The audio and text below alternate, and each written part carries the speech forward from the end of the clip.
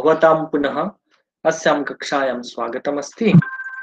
इदानीं यावत् अस्माभिः शिशुपालवधं महाकाव्यस्य प्रथम सर्गस्य पञ्चविंशतिः श्लोकाः पठिता। अद्य षड्विंशः श्लोकः अस्माभिः पठ्यते।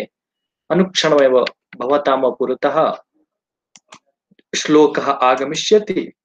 तदनु यथा प्रतिदिनं भवति तथैव अद्यापि पाठः भविष्यति। इदानीं भवतां पुरतः श्लोकः वर्तते, षड्विंशः श्लोकः। तर्हि यथा प्रतिदिनं भवति वारद्वयं श्लोकस्य उच्चारणं, तदनु पदच्छेदः, तदनु अन्वयाः। तर्हि हरत्यघं सम्प्रति हेतुरेष्यता शुभस्य पूर्वाचरितैः कृतं शुभैः शरीरभाजां भवदीयदर्शनं व्यनक्ति कालत्रितयेऽपि योग्यताम्। हरत्यघं सम्प्रति हेतुरेष्यता शुभस्य पूर्वाचरितैः कृतं शुभैः शरीरभाजां भवदीयदर्शनं व्यनक्ति कालत्रितयेऽपि योग्यताम्। तर्हि यह श्लोक बहुत ही प्रसिद्ध श्लोक है। इस श्लोक की प्रसिद्धि सभी ज्ञानी जनों तक पहुंची हुई है, इसलिए इस श्लोक के विशेष अध्ययन, इस श्लोक के भाव को समझने का हमें प्रयास करना चाहिए। इस श्लोक में भगवान श्री कृष्ण नारद जी से कह रहे हैं कि आपका जो दर्शन है, आपका दर्शन हो जाने मात्र से जितने भी प्राणी हैं उनका तीनों काल में या उनका तीनों काल में योग्यता का वर्धन हो जाता है। आपका दर्शन मात्र काल तृतीय भी त्रिषु कालेषु अपि भवताम दर्शनम शरीर भाजाम कृते प्राणी नाम कृते योग्यताम व्यनक्ति। प्राणियों के अंदर योग्यता को उत्पन्न करता है आपका दर्शन। आपके दर्शन से पाप का विनाश होता है, आपके दर्शन से भविष्य में भी सब शुभ होता है, और आपके दर्शन से पूर्व में किए गए कर्म भी शुभ ही परिणाम देते हैं।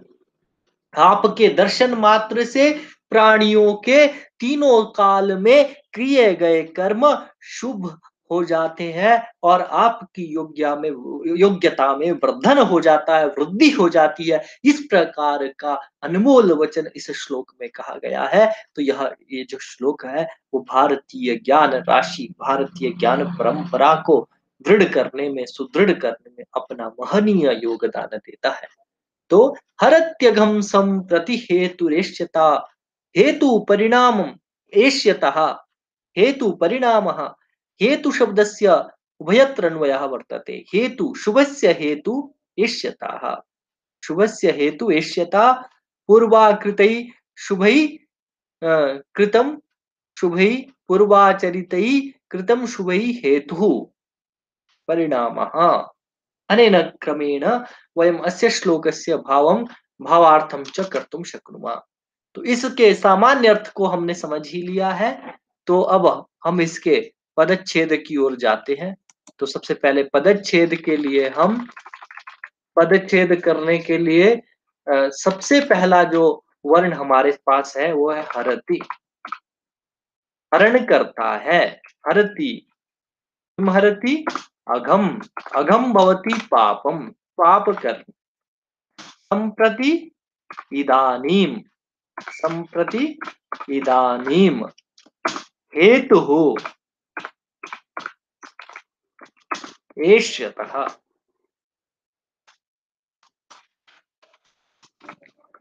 एष्यतः शुभस्य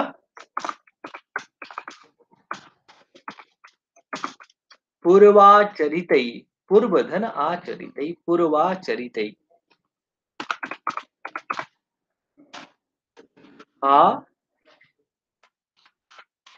आचरितैः कृतं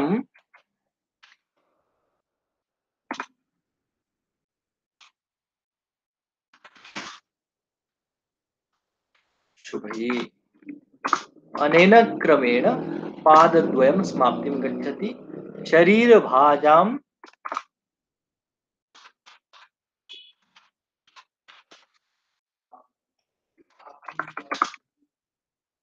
भवदीय दर्शनम, भवदीय दर्शनम व्यनक्ति, व्यनक्ति कालत्रयेपि, कालत्रयेपि,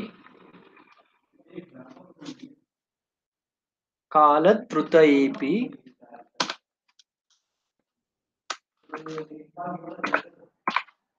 ऋतये अपि योग्यताम्, योग्यताम्।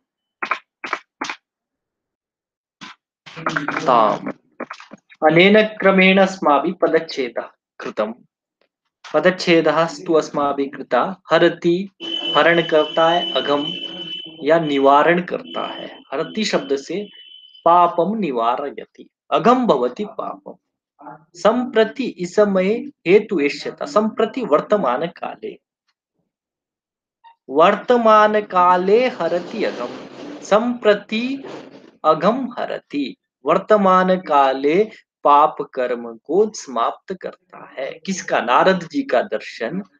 नारद भवदीय दर्शनम, भवदीय भव भवतः नारदस्य दर्शनम, नारदस्य दर्शनम शरीर भाजाम संप्रति अघम हरति, शरीर भाजम, नारदस्य दर्शनम वर्तमान काल में पाप को नष्ट करता है और भविष्यत में हेतु एष्यता, शुभस्य हेतु एष्यता, शुभ शुभ फल को प्रदान करेगा। आपका जो दर्शन है वर्तमान काल में उनके पापों का विनाश करेगा और भविष्य में उनके शुभ, उनको शुभ फल प्रदान करेगा और पूर्व में जो कर्म किए हैं उनका भी शुभ फल। हेतु, हेतु शब्द का भूत और भविष्य दोनों के साथ अन्वय है। इसको हम परिणाम लेंगे।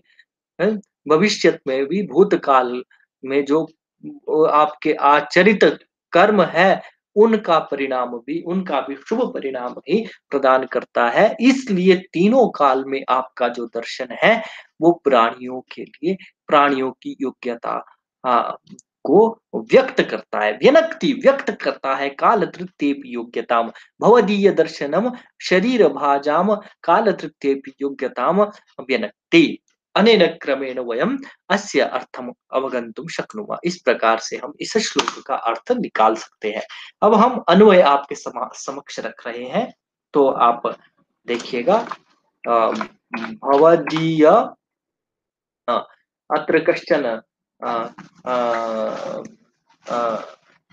कष्टम् आगतं वर्तते, विद्युत् समस्या अस्ति, अतः शीघ्रमेव अन्वयः भवतां भवदीय भवदीय दर्शनम शरीर शरीर भा शरीर भवदीय दर्शनम शरीर भाजाम काल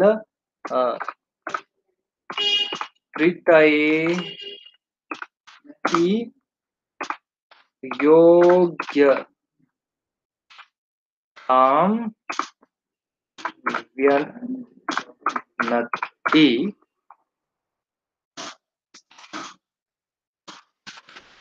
संप्रति अघम हरति, संप्रति अघम हरति एष्यतः शुभस्य हेतु, एष्यतः शुभस्य हेतु पूर्वाचरितैः शुभैः कृतम्, पूर्वाचरितैः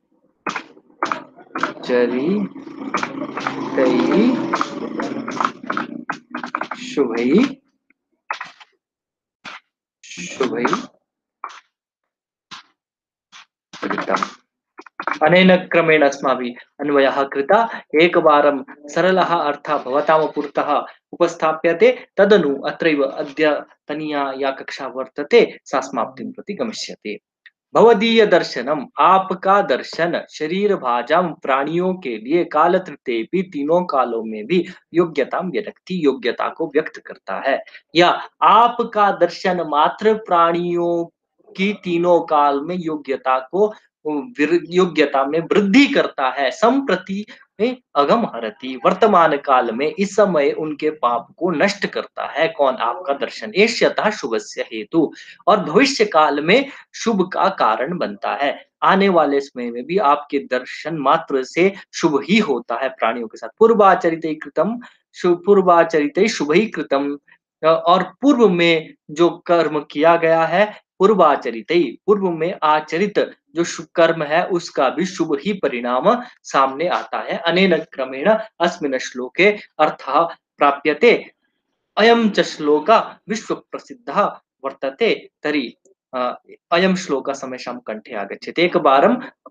उच्चारणं करोमि तदनु कक्षां समापयामि हरत्यघं सम्प्रति हेतुरेष्यता शुभस्य पूर्वाचरितैः कृतं शुभैः शरीरभाजां भवदीयदर्शनं व्यनक्ति कालत्रितयेऽपि योग्यताम्। तो आज की कक्षा को हम यहीं समाप्त करते हैं। नमस्कार। पुनः श्वः मिलामः।